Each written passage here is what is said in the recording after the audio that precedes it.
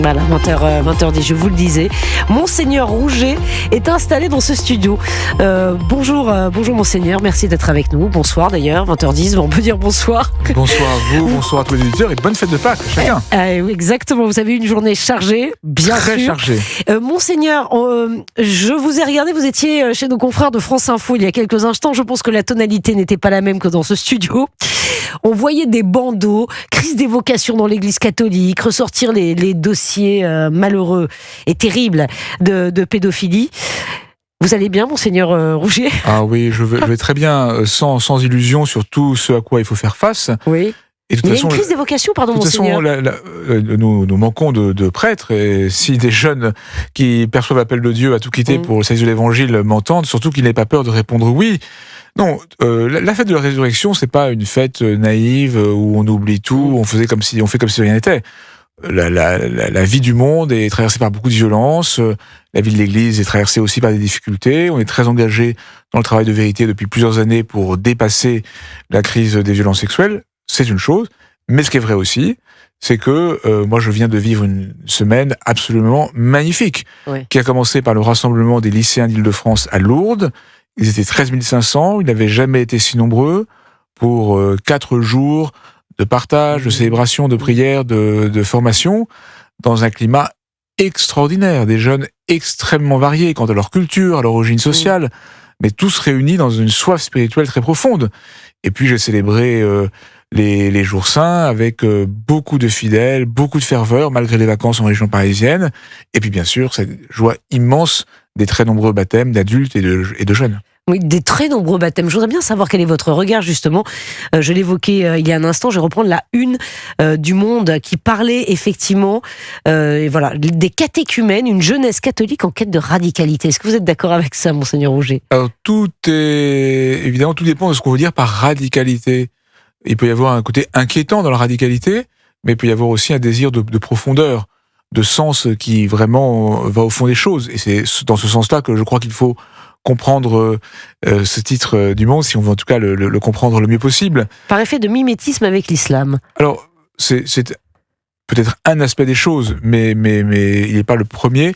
Non, moi, ce qui me frappe beaucoup pour tous ces catéchumènes qui sont de plus en plus nombreux et qui écrivent tous une lettre à l'évêque pour demander le baptême. Donc moi, j'ai reçu 340 lettres d'adultes et 290 lettres de collégiens lycéens de mon diocèse. Que vous écrivent-ils ? Qu'est-ce qui les motive, Monseigneur ? Ils font le récit de leur parcours de foi. En réalité, moi, ce qui me frappe beaucoup, c'est que ce n'est pas une quête d'abord identitaire ou culturelle ou d'appartenance. C'est vraiment la découverte des évangiles, la découverte de Jésus-Christ qui a touché leur cœur. Et assez souvent, dans des situations de vie éprouvées et douloureuses. Et la découverte de Jésus, telle que nous l'avons célébré vendredi saint, c'est-à-dire qui aime jusqu'au bout, qui meurt sur la croix, qui porte le péché et la souffrance du monde, mais qui les vainc par son amour plus fort que la mort, c'est ce que nous célébrons dans la résurrection, dans la fête de Pâques, c'est ça qui touche. Et au creux de leurs blessures, de leurs épreuves, des inquiétudes que suscite notre époque contemporaine sur ces adultes, ces jeunes, eh bien, la figure de Jésus-Christ apparaît comme une lumière absolument unique.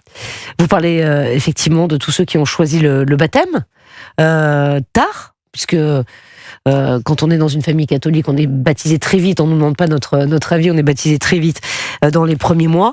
Je voudrais qu'on parle un instant des prêtres. Est-ce que vous parliez, y a-t-il vraiment une crise d'évocation ou sentez-vous, parce qu'on voit beaucoup sur les réseaux sociaux de jeunes prêtres s'engager, porter l'habit comme vous, le col romain, ça revient, enfin, je veux dire, aujourd'hui, on n'a plus honte d'afficher sa foi catholique. Moi, j'ai grandi avec des prêtres qui n'étaient pas en col romain, qui n'étaient pas moins bien. Aujourd'hui, ça revient, on ose porter, s'afficher comme tel. Est-ce qu'on sent une ferveur chez les jeunes ? Alors, ça fait déjà un certain nombre d'années que les prêtres portent très souvent le col romain. Moi-même, je suis prêtre depuis plus de 30 ans, et j'ai toujours porté le col romain, mais pas du tout comme un étendard, tout simplement pour être moi-même. Identifié, pour être et être au service de tous. Oui.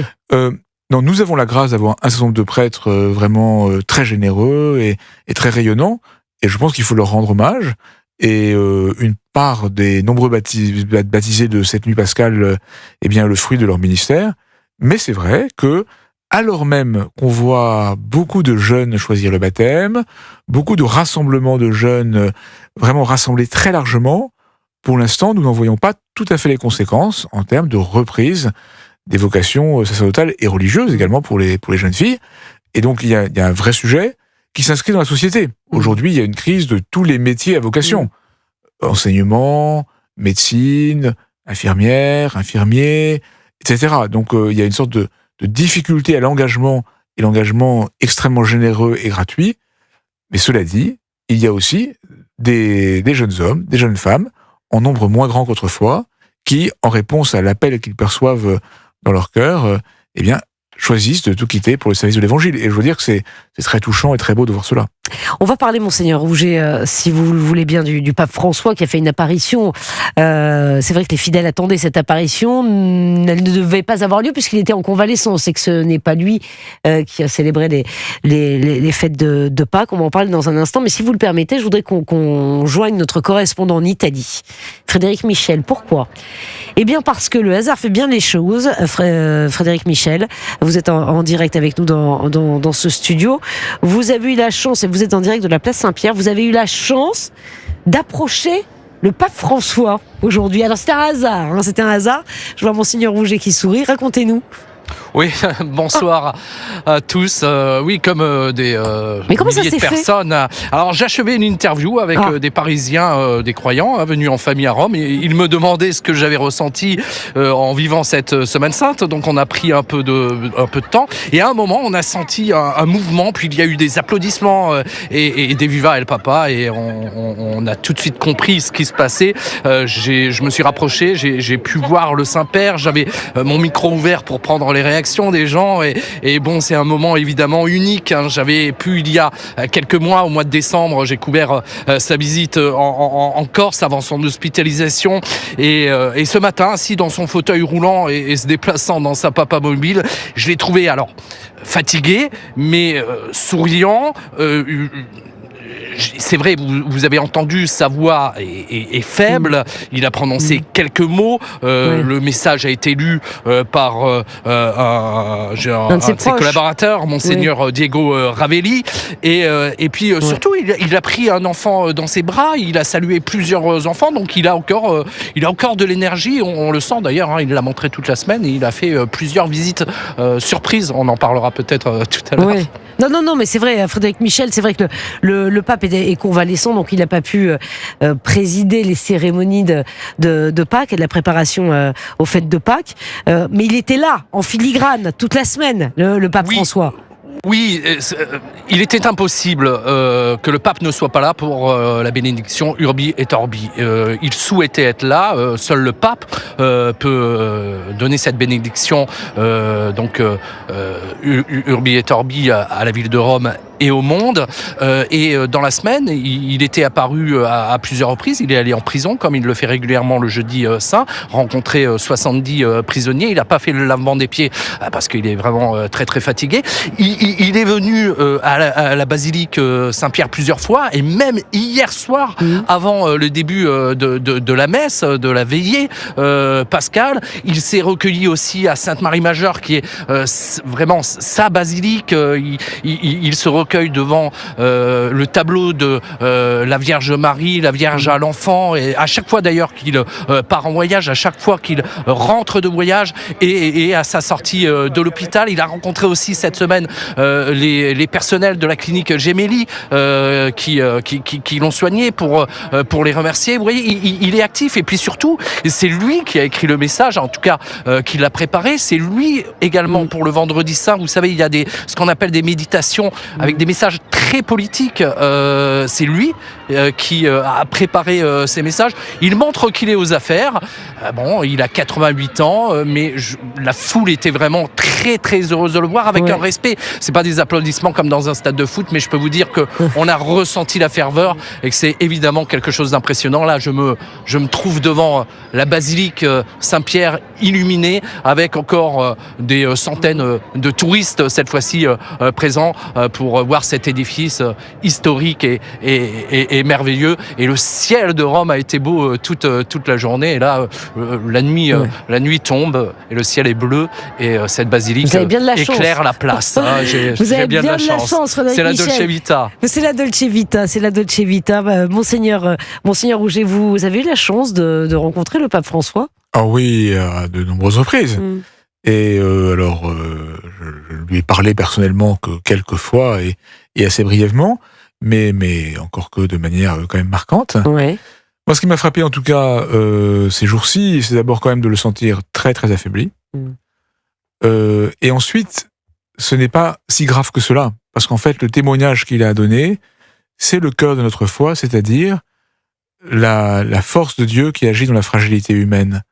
Et donc, il n'est pas moins pape quand il apparaît fragile, peut-être l'est-il encore davantage. Et puis après aussi, on avait annoncé une longue convalescence dans un isolement presque total, et clairement le pape a choisi, et je le comprends très bien, de ne pas s'économiser. Il remplit sa mission au mieux de ses forces, et je trouve cela très, très fort et très beau. Mais il est porté par les fidèles, le pape François, évidemment. Bien sûr, et réciproquement. Ouais. Et réciproquement, évidemment, porté par ses prières. Cette bénédiction, juste sur le fond, effectivement, il a abordé plusieurs dossiers, pas lui directement, mais effectivement, ce proche qui a lu pour lui ce communiqué, parce qu'il faut rappeler que le pape François est convalescent. Il a parlé notamment de la montée de l'antisémitisme. C'est assez... il a beaucoup parlé... Alors, il avait parlé de la guerre en Ukraine, il a appelé au cessez-le-feu. Il appelle aussi au cessez-le-feu dans la bande de Gaza et s'inquiète de la montée de l'antisémitisme à travers le monde. Vous le constatez aussi, Monseigneur Rouget? Alors, je trouve que c'est un souci très important. Oui. Pour moi, c'est vraiment un point très important. Aucun antisémitisme ne doit être accepté. Et une chose est la situation géopolitique à Gaza, une autre est le fait qu'aucun antisémitisme n'est jamais acceptable.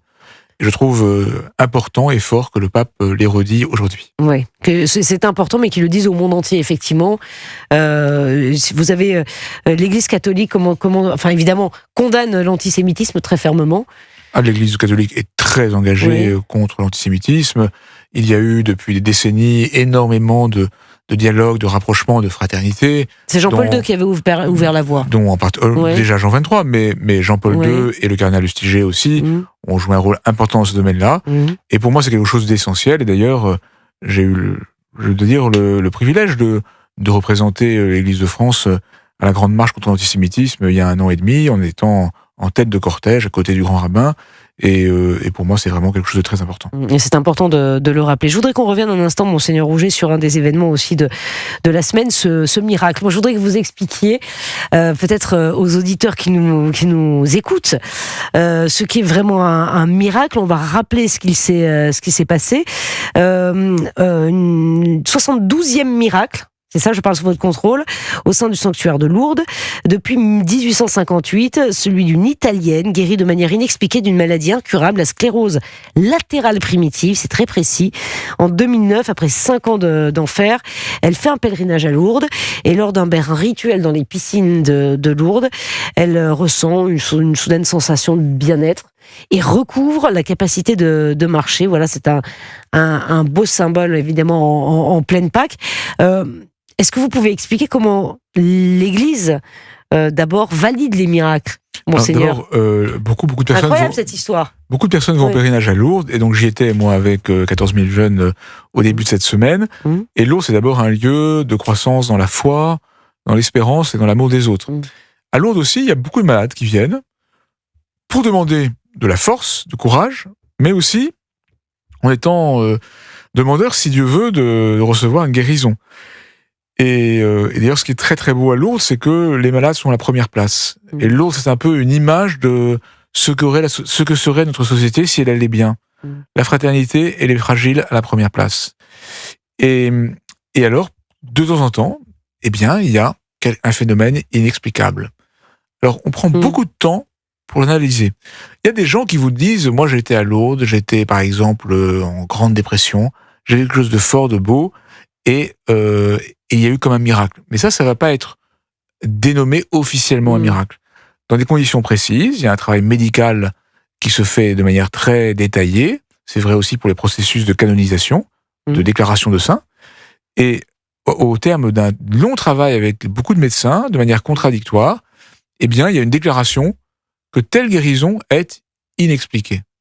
Et ensuite, l'Église choisit ou non de déclarer cette guérison inexpliquée comme un miracle, c'est-à-dire comme un signe qui dit quelque chose de l'amour de Dieu. Vous voyez, pendant que j'étais à Lourdes avec les 14 000 lycéens d'Île-de-France la semaine dernière, ils ont entendu le témoignage du 70e miracle, qui est une religieuse française, sœur Bernadette, et qui a donné un témoignage magnifique, à la fois remerciant Dieu de sa guérison, mais aussi témoignant, et c'est peut-être le plus important, de la profondeur de sa foi et de son engagement pour les autres. Ça doit être un choc quand on est miraculé et reconnu comme tel. La vie d'après le miracle. Je ne sais pas ce que vous avez pu échanger peut-être avec des personnes, vous disiez sur Bernadette, peut-être avec elle, mais qu'est-ce que ça change dans une vie, parce que c'est quelque chose d'exceptionnel, d'incroyable. Alors j'ai échangé brièvement avec sœur Bernadette au milieu de la semaine, oui. Mais je crois que... Mais elle était déjà religieuse, donc... Je crois qu'en général, on fait vraiment attention à ce que la déclaration de miracle ne soit pas déstabilisante pour la personne, mais que la personne puisse être préservée, puisse mener sa vie simplement, puisse témoigner de la puissance de l'amour de Dieu dans sa vie. Et vous savez, il y a un miracle très important aussi pour la canonisation de Charles de Foucauld, qui a été célébré il y a quelques années, et c'est un jeune ouvrier qui est tombé d'un chantier de menuiserie, qui a été perforé, et qui s'en est sorti. Et c'est ce miracle attribué à l'intercession de Charles de Foucauld qui a permis sa canonisation. Et ce jeune homme était présent le jour où le pape a déclaré Charles de Foucauld saint. C'est incroyable, c'est vraiment des histoires incroyables. Là, je lis les mots effectivement de cette Italienne guérie de manière inexpliquée, donc reconnue comme miraculée. Elle dit avoir senti comme une caresse dans le cou. Elle s'est mise à pleurer et prier, et la science n'a jamais pu expliquer sa guérison. C'est quand même incroyable. Il y a un comité médical international de Lourdes qui travaille justement sur la reconnaissance de ces miracles. Il y a un travail scientifique approfondi et contradictoire. Et puis une fois que la guérison est déclarée inexpliquée, alors l'évêque choisit ou non de proclamer le miracle, justement pour être sûr que la personne puisse assumer cela paisiblement sans que ce soit déstabilisant pour elle. Oui, mais ça doit l'être, Sarah Stallman et Philippe Guibert qui viennent de rentrer dans ce studio. On parlait effectivement de cette miraculée italienne reconnue comme telle et qui a témoigné de ce qu'elle avait vécu. C'est vrai que c'est à peine croyable, mais c'était très fort effectivement à quelques jours de ces fêtes de Pâques. On va peut-être retourner à Rome. Frédéric Michel, est-ce que vous êtes toujours avec nous ? Oui, évidemment, j'écoute attentivement. Oui, et je comprends que vous écoutez attentivement Monseigneur Rougier. Oui, il y a une canonisation très importante en fin de semaine prochaine de jeune Italien mort il y a quelques années d'une leucémie foudroyante et qui va être déclaré saint. Et sa maman sera présente, ce qui est quasiment du jamais vu. Je connais pas forcément l'historique de l'Église, mais il me semble que c'est très Monseigneur rare. Rougier Et on à l'explication, Frédéric Michel. On attend 400 000 personnes. C'est une canonisation très importante. D'abord, ce sera dans le cas de l'année jubilé de 2025, le jubilé des adolescents. Oui. Et il y a des grands groupes, il y en a qui viennent de mon diocèse de Nanterre pour ce week-end important. Et Carlo Acutis, c'est un jeune Italien qui est vraiment de la génération d'aujourd'hui, puisque alors qu'il était très malade, il a beaucoup fait connaître la joie de la messe, de l'Eucharistie, sur Internet. On le qualifie de cyber-apôtre de l'Eucharistie. Donc vous voyez, c'est quelque chose de tout à fait décalé par rapport à nos attentes, mais ça s'inscrit bien dans ce dont on parle depuis quelques jours, l'importance des réseaux sociaux pour permettre à des jeunes de demander le baptême, si nombreux cette année. Et Carlo Acutis, chez les jeunes catholiques, il est très très apprécié parce que il est vraiment un jeune de leur génération. C'est un saint de la génération 2.0. D'accord. Et on attend beaucoup de monde. Et c'est une très très belle figure de sainteté. Moi, les jeunes de mon diocèse sont tous des grands fans de Carlo Acutis. C'est incroyable. C'est absolument incroyable. Voilà l'explication. Alors, cette explication, je la connaissais. En effet, ce que je ne savais pas, enfin, ce que je ne sais pas dans l'Église, c'est si une maman a déjà assisté à la canonisation de son fils. Et là aussi, il faut le répéter, seul le pape peut canoniser. Donc, normalement, le pape sera là physiquement, et ça montre bien que le pape n'est pas prêt de prendre sa retraite. Oui, non, mais il n'y a pas de retraite pour les papes, Frédéric Michel, de quoi parlez-vous? Merci beaucoup, merci d'avoir été en direct avec nous d'Europe. Monseigneur Rouget, merci infiniment d'être venu dans le studio d'Europe 1. Merci à vous et bonne fête de Pâques encore à tous ceux qui nous écoutent. Exactement.